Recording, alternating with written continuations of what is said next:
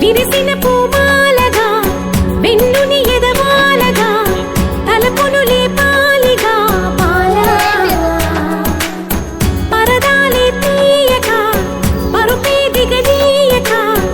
అవలింపాయింతగా మీరా కడవల్లో కవ్వాలు సడి చేస్తున్న వినత గడపల్లో కిరణాలు